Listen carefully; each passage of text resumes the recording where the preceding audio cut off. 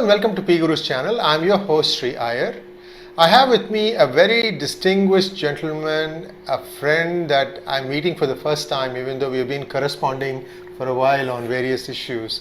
Dr. S Kalyanaraman. Dr. Kalyanaraman, yes, welcome to PGurus channel. Namaskar, sir. So Dr. Kalyanaraman has a website wherein he has been, I think you maintain it yourself? Yes, I do. You do. And he's an incredible person because I've seen that website, and he has been deciphering Harappan symbols for a long time and also working on Saraswati Valley civilization, what it is all about, when did it start, what are the different things that can be done to unearth even more information about this great Sanatana Dharma and Bharatavarsha.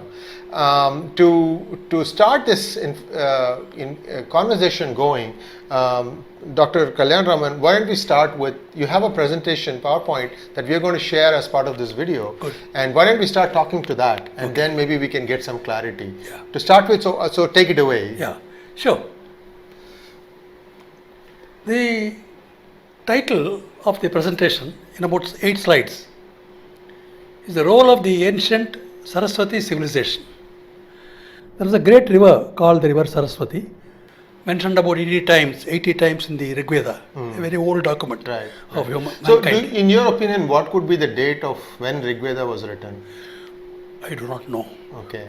It would appear that given the evidence of the Indus script, which is dated to 3300 BCE, given the nature of transactions that have taken place earlier to this date, which are recorded in the Rig Vedic texts, it should definitely be of the 4th millennium or earlier. We do not know. Okay. So let's do some timeline thing. This is just, we don't have any basis, but we're just trying to do some logical stuff. Now, 5104 or something BCE is a calculation for Rama's birth, which means Ramayana, around that. So do you think Rig Veda precedes Ramayana? Yes, it could be earlier than that. It could be earlier. Because Ramayana refers to the river Saraswati, Tamasa, which is crossed by Bharata when he wants to visit Kaikeyi. So the existence of the river Saraswati adorned in the Rig Veda as a mighty flowing river definitely makes it earlier than the Ramayana. Right. So okay, so we will start with Rig Veda. So you're talking about Rig Veda. So please continue. See, the Rig Veda is an extraordinary document which has been handed down from generation to generation with high fidelity. Yes. The transmission has been so perfect. They were very particular about every syllable, every word, every intonation that has been transferred. So it almost achieved a level of sacredness. It became almost a pramana. It is the veritable truth that was uttered. A number of rishis are referred to in the Rig Veda itself as the participants in this yagna. The compilation itself is a yagna, a process of prayer. That enterprise of linking Atman with the Paramatman is the yagna. Yagna is the yoking. That yagna takes place in a variety of levels, in a number of levels, which you are not able to comprehend fully. Despite all the Samhitas, all the Sayana Bhashyas and the Pratishakyas, the Brahmanas, the Aranyakas and the Upanishads, which are talked about this great document, because this document becomes the basis for the entire flowering of literature and the world view that our people, ancient people, evolved on the banks of the river Saraswati. So it's very tough to describe the document. It's an extraordinary document, but it's the evidence that we have, together with the evidence that we have from the Indus script. So together with the talk of the civilization, we have to talk of a very important event that took place in civilizational history, the first industrial revolution. After the Stone Age was crossed and people got into the Copper Age, very rapidly they got into what is called the Bronze Age. And there was a coterminus with the Iron Age, running in parallel. How did it happen? So for our viewers' benefit, what are the approximate timelines for these ages? See, the Copper Age is supposed to start from about the 6th millennium BC. The Bronze Age is supposed to start from about the 4th millennium BC. And then the Iron Age is supposed to start from the 2nd millennium BC, before Common Era. These are the broad lines. So the Neolithic era or the copper era called Neolithic, which is after the Stone Age, is the Copper Age. That included activities related to alloying of metals with copper, ores with copper. One naturally occurring ore was arsenical bronze, arsenic and copper together. It was naturally occurring. But that ran out of supply, very short supply. I see. So some brilliant guy invented the idea of adding tin to copper. And it became bronze revolution. So this has led to the European Union sanctioning $3 million 5 years ago for a project for identifying the source of tin. I see. How did the Bronze Age occur in Mesopotamia, which doesn't have a resource of copper, doesn't have a resource of tin? Where did it happen? So when raw material is missing, how the industry started? How can the revolution take place? Right. All the artifacts have been found. Right. So the search for tin continues, and a very brilliant report came out by a group of engineers headed by Begaman and appeared in the Iranica journal. He was searching for tin source using lead isotope analysis, provenance analysis they call it. They were not able to find the source for tin, but last year they reported that they have found the source for copper. Surprise! Copper came from K3 mines of Rajasthan and Gujarat. I see. It was a stunner of a revelation. Right. So if the Bronze Age was contributed to in a significant manner, with thousands of artifacts appearing all over Mesopotamia in the ancient Far East, ancient Near East, with bronze artifacts, and if the sourcing was from India, what was the role played by the ancient civilization of India? Right. I think we have got a clue here. We will be able to prove the correctness of the Angus-Madison graph, which showed that India was the world's superpower, Right. contributing to 30% of the world GDP Right. in one common era. It didn't happen suddenly. Right. Thousands of years should have preceded this. What was the role that was played? So if copper came from India, where did the tin come from? Right. And I think we have got a good lead from the inscriptions that the tin came from the ancient Far East, which is the tin belt of the globe. According to the US Geological Survey reports, 70% of the world resources of tin are in the Far East. Mekong River Delta, Irrawaddy Salween River Deltas, Himalayan rivers. Right. You know how the tin is formed? Cassiterite ore. These great Himalayan rivers flowing for 2,500 kilometers grind down the granite rocks and leave behind the cassiterite deposits of nodules of cassiterite rocks. Placer gold, placer tin. These have been found to be the major resource which might possibly have powered the Bronze Age revolution of the 4th millennium.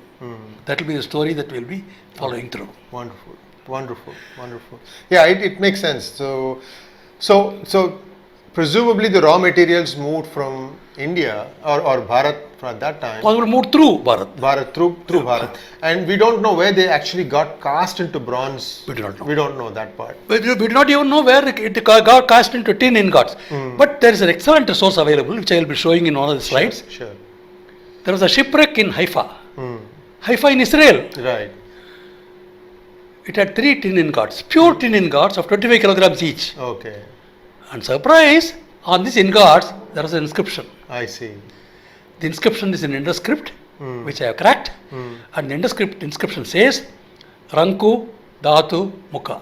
Ranku means tin, Dhatu means ore, Mukha means ingot. Tin, ore, ingot.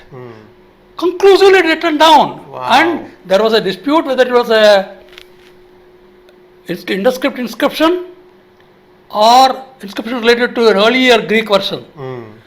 I have proved conclusively in a report that appeared in the Indo-Judaic journal, edited by Professor Katz, that the Indus script is emphatically proved on these 3 tin ingots, which are reported by the Smithsonian Institution and also by 2 great archaeometallurgists. One guy called James Muley. He said the source for tin of the ancient Near East was Meluha. And Meluha is again and again repeatedly mentioned in our Mahabharata, is again and again mentioned in the Indus script inscriptions. This Meluha was the Bharatiya Saraswati civilization which contributed to this revolution. Okay, sir. So let's take. Now, we are talking of the 4th millennium metals revolution, okay? Right. Now, here is a very unusual seal. So this seal, if I have to describe to you, it's a combination of many things. It starts out with the back of a tiger, and then you have a cow, and then an elephant. And elephant, it shows the trunk too, and then there is a buffalo with the horns, and then the face is that of a human being. Exactly, that's the key. The face is that of a human being. Yes. The word for the face is mukha. Mukha. And muha means in God, Right. the amount of produce from the furnace is called muha. So mukha, muha. So he is trying to communicate through a rebus principle of comparable homonyms, similar sounding homonyms called the rebus principle, which was used in the Egyptian hieroglyphs. Same principle is used here. So they were trying to depict through this combination of animal parts the idea of sangada. Sangada means combination of animal parts. Right. And sangada means collection. Yes. Sangraha, collection. Right. Right. Jangad means billing on an invoice on approval basis. Correct. Changadio is a military guard who accompanies the treasurer into the treasury. So this Jangad word also results in a catamaran. The catamaran, this Jangada. That is the Tied with the coil ropes. right. So that means the creator of the Indus script is trying to communicate some meaning, Right. something that he is familiar with. And I think it is normal for people to use the language terms that they are familiar with. Right. So I think he was communicating through pictures, the correspond similar sounding words which communicated the message he wanted to communicate. Right. By this animal, of a combined animal, he is communicating two things. One is communicating the idea of the Sangada, the joined animal, which results in the composition. So he is saying there is a composition of something. What are those somethings? Look at the face, it's an ingot. Look at the trunk, it's an elephant. Kariba, Iba is an elephant. Karba, it means iron. Tiger, Panja, the paws of a feline are called Panja. Panja means a kiln, a furnace. Kola is a tiger. Kol means working in iron, kolan. Right. Kolhe, smelter. Kolel means a temple. Kolel also means a smithy and a forge. So he's trying to communicate, these are all the parts from the smithy and the forge. This consists of iron, and this consists of the young bull. What is that bull? Konda. Konda is a young bull. Konda means a furnace. Kunda means fine gold. And that little animal with one horn is trying to symbolize something. It is a horned animal. That horn has got spiny pointers. There is a word for it in Santali language called singin. And singi means a horn. Singi means ornament gold. Kunda is fine gold. Horn. Singi is ornament gold. So he is making a distinction of the parts that he is supplying. Right. Ornament gold, fine gold. Right. Ornament gold may be 22 carat, fine gold 24 carat. So he is able to visualize the importance of these commodities for the people who are enjoying the facilities of gold. Right. So if I understand you correctly, so what we are telling viewers is that there are two seals that you can find often in Harappa civilization. And one of them, I mean very similar, one of them has the horn of a unicorn, and the other one has the bull, right? So these kinds of messages, you use the word rebus to say that thing. Now, we have to understand that there were a certain set of people, only they needed to understand what the thing was. That was their security. I mean, we know even Caesar. A cipher system. Even Caesar used ciphers, so that the common person doesn't understand the value of it. The agent will understand. So there is so they probably had a convention where they agreed to that. This is what we will do from here on. Now let us take a look at the Go unicorn. Yes. This unicorn often appears in front of that very typical device called the standard device. It has very clear parts. It's also a sangada. It's a joining of two parts. Top part is a lathe with a turner. The bottom part is a portable furnace. See the smoke emanating from the furnace. Right. And then look at the bull. This young bull finds a prominent display on the Ishtar gate of Babylon. One horn. And in the Lydian coin, the first coin of the world, electrum coin of the 6th century BC shows the one-horned bull, the unicorn, in opposition to the lion. Lion is Arye in Akkadian. Ara means brass. So the electrum and brass are in opposition. So the mint maker who made that Lydian coin is showing that I am working with fine gold, ornament gold, and also brass, which has got the shine. How is brass made? You mix copper with zinc, you create brass. It's like shining like gold. So the brightness. This is how the communication was like taking place through symbolism. Symbols which had meaning. We related to the picture which has got a sound. For example, the lathe. It's a kunda is a lathe. So he is trying to reinforce that he is trying to convey that the young bull is kunda, fine gold. So he is showing it also by repeating it in front of it with this device. How did they turn the lathe at that time, you think? They turned the lathe, I think, using the coir ropes. Oh, just with hands? Yeah, with just their bare hands. So if you hold the part or any article through on the legs, I see. And then sit in front, and somebody will be helping. The one partner will be helping by holding it firmly, and then the lathe turns. So this is how the operation was taking place. Wow.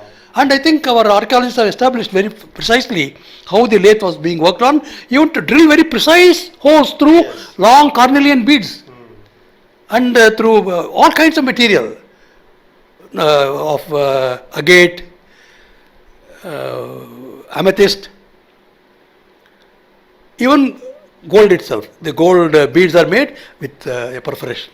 So the perforation was achieved by this kunda.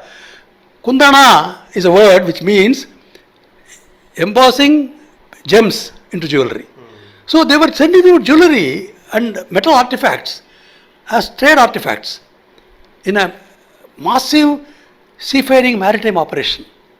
Because most of the rivers were navigable rivers, the Brahmaputra, the Ganga, the Saraswati, and then the Persian Gulf, Tigris, Euphrates, they were all navigable. So this navigable route became a very important component of the creation of wealth of the nation.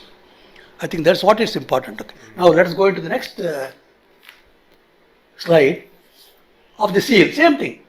The standard device is shown. The Kunda Singi, the young horned young bull. The word Singin very specifically means a spiny horn, like that of a goat or a deer. So it's a spiny horn, Singin. Singi is the ornament gold, and together with that, and there on top of it, there are also pictographs. The three signs that are shown there refer to three specific articles that he is producing. One, he is saying, I am showing by the dotted circle on the portable furnace, dayam, one in dice, dav, ore, mineral ore, dhatu. Right. Dhatu. Dhavattam. Dhavatta. Vatta is vritta. So dot and a circle. Dhavatta. Dhavat means a smelter. That's in our languages. Now that is why first he is communicating. And then he is also saying I am creating beads. Potu is a bead. Potu is a purifier. In Rig Veda, Potru is one of the 16 priests. He purifies metal. I see. And then he certifies it. Okay. He is a purifier. Potadara is a shraf. Asayara metals. So these words have a way of transmitting. And we got a word called Poti in Malayalam, which means a priest. Right. So he was a very important person. So maybe the symbol that you are seeing of that priest in Mohenjo-daro, Right. wearing that patam, maybe refers to a potru. Who knows? Who knows? Right. So then he is showing a vessel with a ladle. Right. Mukha is a ladle. Mukh is an ingot. Bata is the rimless pot. Bata is a furnace. Warrior. Kati is a warrior. Kati means a wheelwright, the man who makes wheels and then rims it with the iron or metal. Then Kuti is a temple, the formation of a temple with square. Kuti is a smelter. See what's happening? He is communicating through the beautiful seal an enormous amount of message packed into its cipher. Correct. That I am communicating ornament gold, fine gold, made out of the and worked on with the lathe as a kundana, and then these are the materials that I am forwarding. Maybe it's a bill of lading. Correct. Maybe a technical specifications for a bill of lading. Right. Exactly. Right. Hallmark certification. Hallmark certification. Exactly. Now look at this. Where did this tin come from? we have fantastic evidence from the Rig Veda. There is a rishi called Gotama Rahugana. The Shatapatha Brahmana later on reports that this Gotama Rahugana moved from Kurukshetra to a place called Sadanira. Amarakosha says the Sadanira is Karatoya river. That is the Karatoya river, which is a tributary of both the Brahmaputra and Ganga. It's now in Bangladesh. Okay. Oh, now come on, we have got a link. Right. Banga, Bengal Right. means lead and tin. Right. Right. So, a significant number of Bronze Age sites Correct. of the civilization are around this area of northeast India. So, there is something happening there in Karatoya. There is a place called Bogra. Bogara means Vyokara, who is a blacksmith.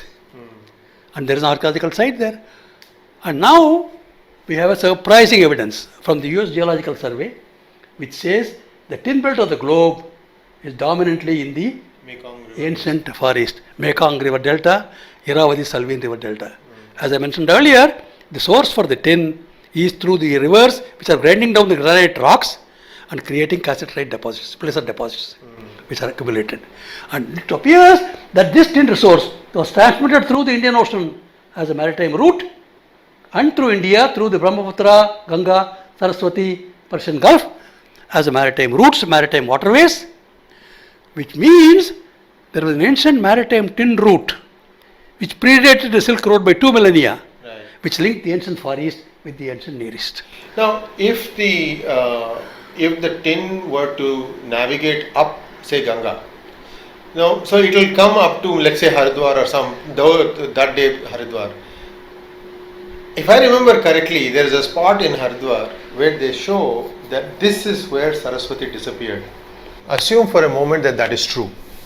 So, presumably, it could be then moving down Saraswati and coming to the west part of India, and then from there probably mules or something like that, or it could be Arabian Sea from there up to Haifa. Yes, I think you have hit the nail on the head. There is a possibility because the largest site of the civilization happens to be Rakegadi. 500 hectares so far identified.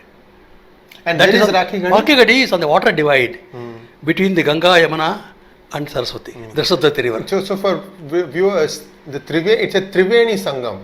Triveni means three rivers. The two rivers that you can see are Ganga and Yamuna, and everybody says that the third one is Saraswati, and the Sangam, which is Prayag, that is where the three met. But so there is an interesting point. So whether Saraswati flowed from Sangam all the way to the west, which is a little difficult to believe, but I could certainly think that it is possible that it started in Haridwar because everything started from Himalayas and come. Quite possible. See, in fact, the Rakegadi also is a good explanation. As I told you, it's a water divide. Water divide is created by the Aravalli ranges, the Arbuda ranges. Right. So that creates a trough. It runs through Jandewalan in Delhi and then goes up right up to Simla. So that water divide might have undergone some changes due to tectonic reasons. Right. So the Saraswati, which was originally flowing westwards, might have flowed eastwards Correct. when there is a tectonic disturbance. Entirely possible. So it's quite possible that a channel of the Saraswati flowed eastwards to join the Ganga and Yamuna. Yes. Yamuna. Yes. So the theory that we are saying now has to fit both sides, right? I mean, the civilization happened near what is present day Rajasthan and then Gujarat.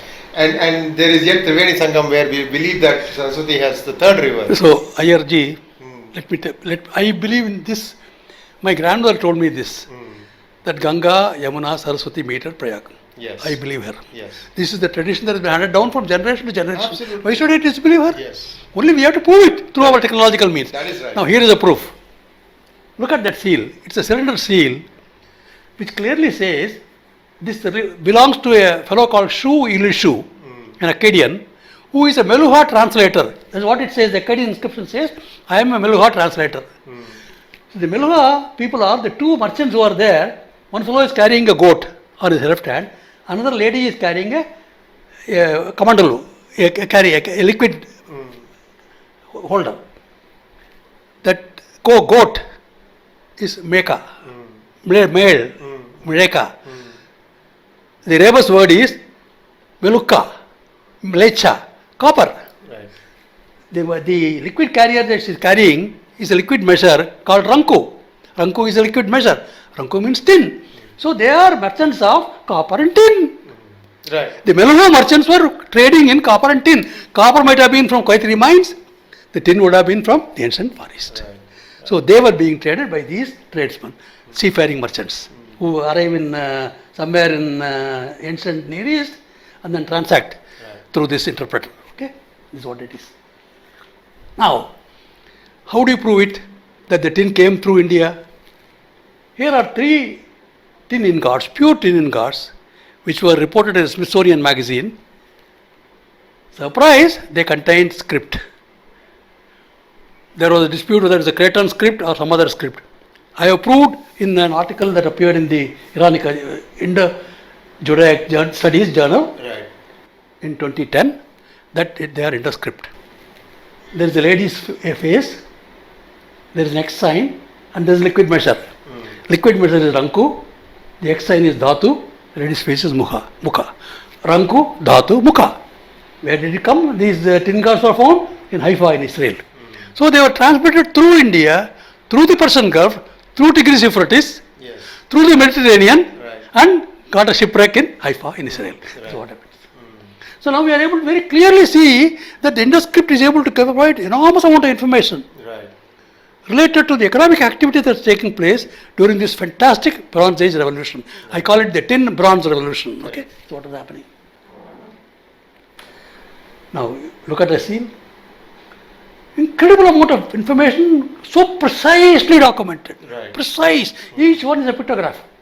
Let us look at the last sign in the 3rd line of the bottom. It looks very crude, right? It's a palm squirrel, which Rama holds in the Ramsetu. That palm squirrel. That palm squirrel is called Kar. Palm squirrel is called Shrestri. Kar means a blacksmith. Shreshti means a guild master. Shreshtin. Seti. Okay. Setiar. Shreshtin. Now, that guild master is having a signature tune by calling himself that squirrel, palm squirrel. And then he's reporting what are the contents. Material contents. A repertoire of the artisans working under the guild. So look at the beautiful idea of the guild, the Shreni Dharma. The Shreni is an extraordinary economic concept. As you know, Adam Smith said there are 4 factors of production: land, labor, capital, organization. This Shreni was an organization, is a capital formation. Capital formation which predated the Roman form or the corporate form. The Shreni had one dharma. The wealth that you create is not for yourself, not for your consumption. It has to be shared. It's a shared with the community. Shared wealth. It's a shared common wealth. That is what created the wealth of the country. Wealth of the nation. Now we are able to explain the Angus Madison's chart, which shows the India contributed to 33% of the world GDP because this Shreni Dharma that operated for millions of years, contributing to the work of the artisans who are creating new wealth, work of the seafaring merchants who are creating new wealth, establishing contacts, exchanging goods, taking the timber along, and then getting some oil or some other products from them. Exchange was taking place. So with the idea of the gold standard that was sown with the ornament gold and the fine gold, that might have given the seeds for setting up of the gold standard itself in the world. Now, how did they move this material?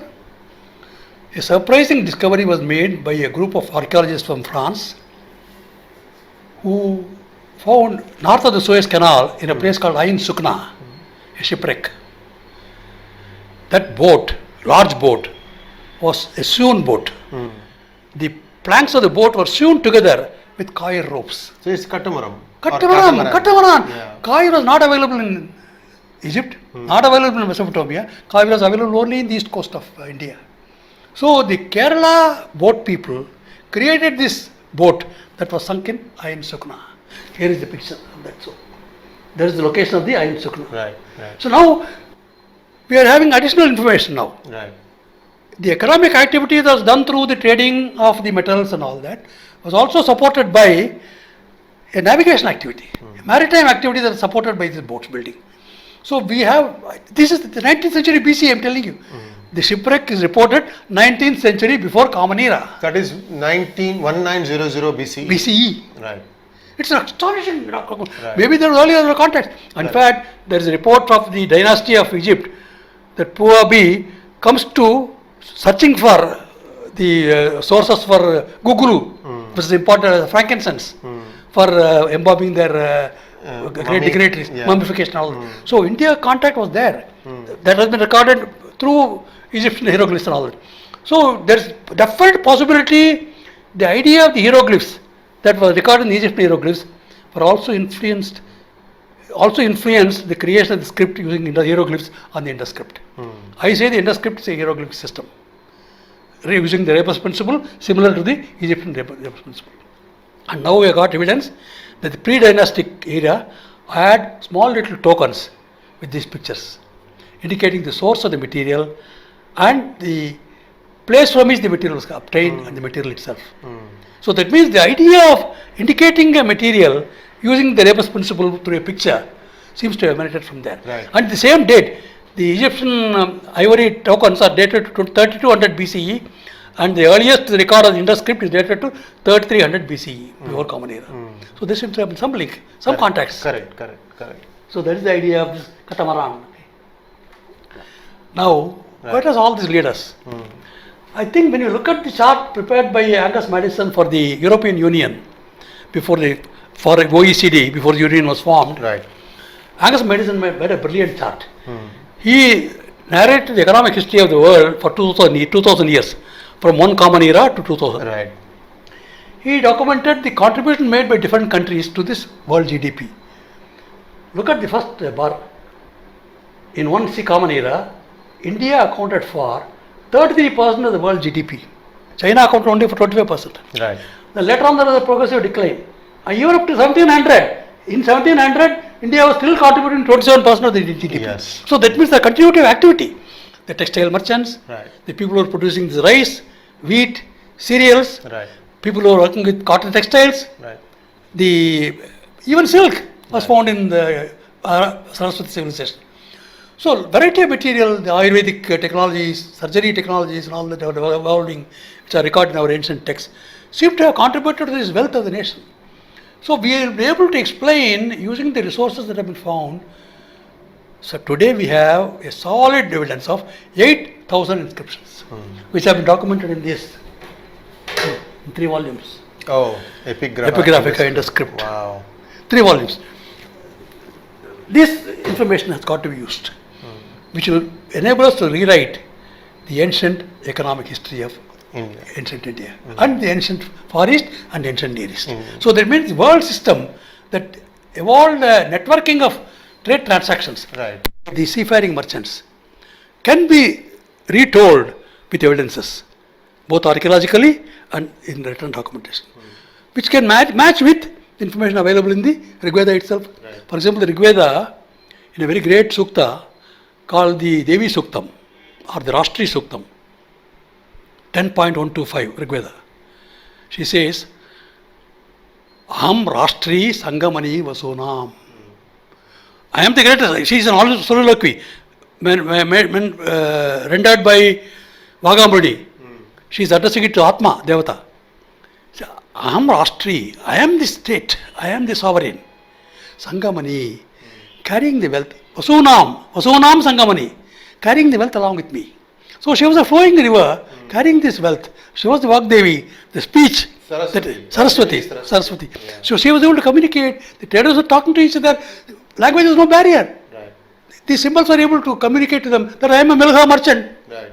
That fellow will say, okay, I am a fellow who makes some weapons. So give me the material. So there some contact was taking place, and the cuneiform records are very good. So they match with the fact that the Meluha settlements existed in the ancient Near East. And we know that Meluha settlements existed in the ancient Far East for 2 reasons. University of Hawaii scholars have found that the source for the Mon Khmer languages was Santali, Austroasiatic, emerged. Then second, there are some tin bronze drums, Dongson Karen bronze drums. 200 drums have been found in the ancient Far East along the Mekong Delta. They contain interscript inscriptions. Okay. Elephant, tiger, crane. Frog. Frog is mukha. In gods. So they were recording all those as through symbols. So the symbols were spread into the Far East, the symbols were spread into the ancient Near East, and the symbols were generated in India, the Indus script. So the Indus script holds an enormous amount of resource with 8,000 inscriptions, which can enable us to document authoritatively the material that was produced, the wealth that was produced, and the mechanisms by which this networking was done, the organization was settled in such a way, the corporate form that was evolved in such a way that the wealth was used for common purpose, as a commonwealth. I think we will be able to tell the world that do not underestimate the contribution made by the Saraswati civilization. And do not stay with that civilization on that river path alone. There are other great rivers, the Himalayan rivers. After all, as we are sitting here, the Indian plate is moving northwards, jetting into the Eurasian plate and lifting it up. It's still dynamic. We do not know when the Tandav and Nrityam will stop. The Himalayas are evolving, the glaciers are evolving, the flow of the rivers and the pathways have changed. We do not know how the Saraswati really flowed in those days. It's possible that some parts of the channels of Saraswati did flow into the Ganga and Yamuna, creating the Trivedi Sangamam. We have to establish it scientifically. We have got the mechanisms to do that. Let's take it up. Let us do the job of proving the tin resource through isotope analysis. If the lead analysis did not prove it enough, do some other work. So I think there is potential here for a number of researches to be done to unravel the true contributions made by very great people. The greatness of the people comes from their inquisitive nature. The Veda, search for knowledge. There's a very great temple for Saraswati. It's not in Kutanur. It's not in Basara. It is in Khajuraho. There is a temple of Varaha. On the snout of the Varaha, Saraswati is shown. I see. That snout is called Chashala. Chashala is Godhuma, a shaft, wheat shaft, that's put on top of the skamba and set on fire. And the Godhuma's fumes enter into the molten metal to carbonize it. So the Angaraka, the carbon element, enters into iron to make it steel. So that was the beauty. That was contributed by this idea of Chashala, which is mentioned in the Rig Veda and Shatapada Brahmana. Wow. So now we are able to link up these textual resources, which are of extraordinary value. They were creating wealth. They are treasured it. And in fact, the Rig Veda text, as we read it, in a very blank textual form, adores wealth. It's wealth creation. Wealth is venerated. One of the components of dharma is dharma, artha, kama, moksha. Artha shastra. Artha is also an important component of dharma. Among the purusharthas, artha is a purushartha. You work yourself. Governed by this principle that Basava translated beautifully into Kannada, Kaya Kve Kailasa. You do your work. That is heaven for you. That is Kailasam. The same thing is mentioned by this great lady, Rashtriya Sangamani Vasonam. So this idea of doing your performance, doing your duty and sharing it, not consuming it yourself. I think that contributed to a very beautiful sense of social responsibility, which was an important factor of production, which was an important component of wealth that was created in ancient India of the Saraswati civilization. That I am convinced. That's wonderful. So viewers, we have done a few things in this hangout. We have established a few facts about where the tin and copper ores were, how bronze was made, and we've also tried to explain how Saraswati can be two places at once, that we be part of the Triveni at Prayag as well as flow into the Gujarat. So there is some, so this is, I think we were about to wrap up, but this is my last question for you. This is more a curiosity question than anything else. Now, there is some doubt that the run of Kutch today, which is essentially marshy area, is perhaps where the Saraswati may have flown into the sea. What are your thoughts on that? I have no doubt in my mind that the Saraswati joined the ocean, Arabian Ocean at Somnath, Prabhaspatam. That is into Saurashtra, beyond run of Kutch. When we took up the search for Saraswati, we got that fantastic support from the ISRO. When the director of the Jodhpur Regional Remote Sensing Service Center sent a fax to both Kastur Rangan, Chairman ISRO, and to Ramaswamy, Secretary of the Earth Sciences, within 2 hours he got back a reply, go ahead with the research.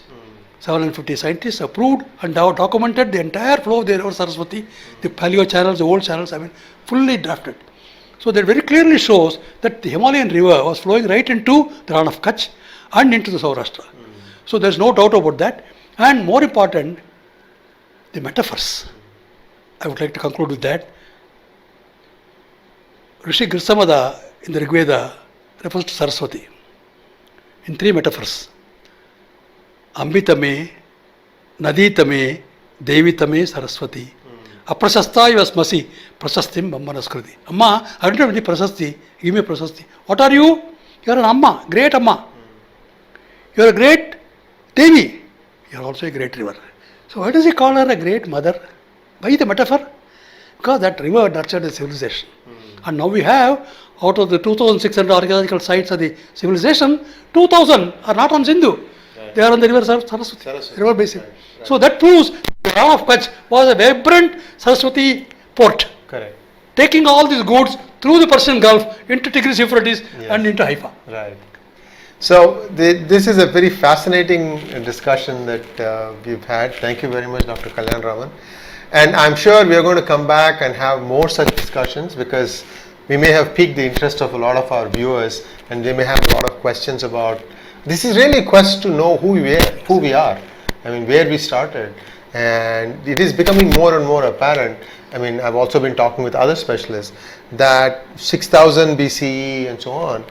Perhaps, we don't know the western extent of how far west Sanatana Dharma prevailed. We don't know. And I think as we do more of these excavations and more of this connecting of dots, we'll start knowing even more about our civilization. So thank you very much, Dr. Kalyanaraman. It's my privilege. Thank you. Thank you so much. Thank you very much. Pleasure is all mine. Thank you. Thank